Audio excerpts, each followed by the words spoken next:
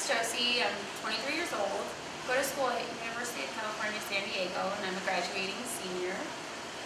I was born and raised in Washington State, and that's where my family still resides.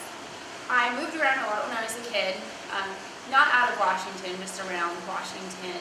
My dad couldn't really hold a job due to addiction issues, and my mom hopped from place to place. When my mother and my father split up, got a divorce, I was living with my mom, my brother was living with my dad. It was just my mother and I living in a little apartment, but she and I had to share a bed.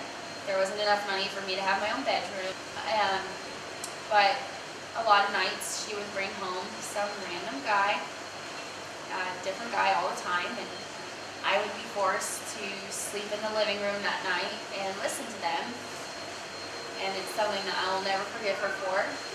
It is something that has scarred me.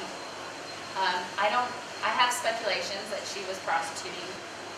My teenage years were phenomenal, actually. They were great up until I decided to get into my first relationship. I fell fast and I fell hard, and he was every girl's dream. Jake was a phenomenal person, but he was not a phenomenal boyfriend. That made it really difficult for me because I would see him and how great of a son he was and how great of a friend he was, but I would always kind of look at myself and I hated myself because I just thought I wasn't good enough.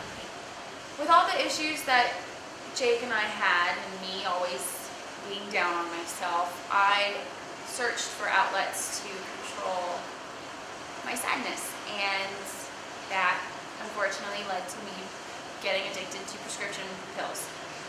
I do have a skin condition, and a lot of the times it requires me to be in extreme amounts of pain. But when I was in high school, it was quite bad, and so that's how it started. And then I realized the more I took, the less pain I felt. You know, it just got to the point where I was happier being away from Jake than being with Jake, and I just worked up the nerve one day after I found out he was cheating on me, doing drugs behind my back, and just that kind of stuff. And I worked up enough of just disgust and strength that I told him I didn't want anything to do with them. It got to the point of no return. I surprised everyone in my entire life. I had a nice steady job managing salons.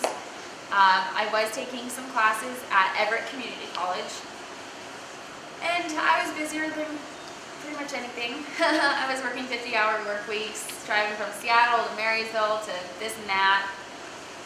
Just one day I kind of woke up, I had a month left on my lease, and I woke up and I was asking myself, what do I want to do? And every vision I had in my mind had nothing to do with me staying in Washington. So I moved to San Diego and I enrolled in Miracosta Community College. I did the transfer program, but I started at UCSD, and I went to the bar with my roommates. I was living on campus. We went to this place called In Cahoots.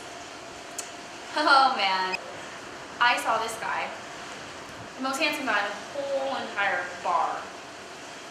And he was, you know, wearing his white cowboy hat, his nice flannel. He was tall as can be, so tall.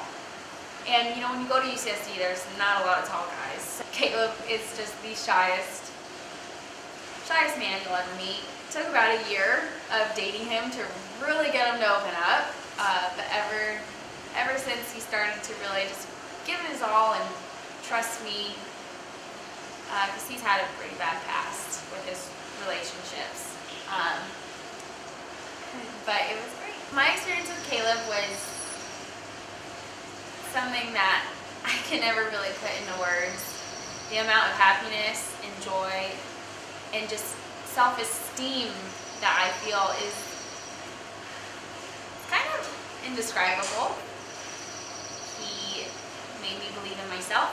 He made it so I felt strong and beautiful, and although I don't ever think that a woman should depend on a man to feel those things, it really is nice when your other half really does make you feel like the best version of yourself. We got our son together, who is a dog, and his name is Moose.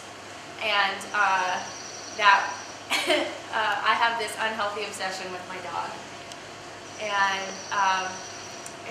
that's my little family, and it will grow one day, I'm sure, and I'm excited. I'm graduating from the University of California, San Diego on June 15th, 2014, and that night I will be moving to Indiana to be with Caleb and Moose in our cute little apartment, and I will be on the job search. To anyone who feels stuck in their circumstances, just understand that you're not. I never could have imagined myself graduating from UCSD, but I'm doing it, and I know that everyone should have hope. And I know with enough determination, things are possible.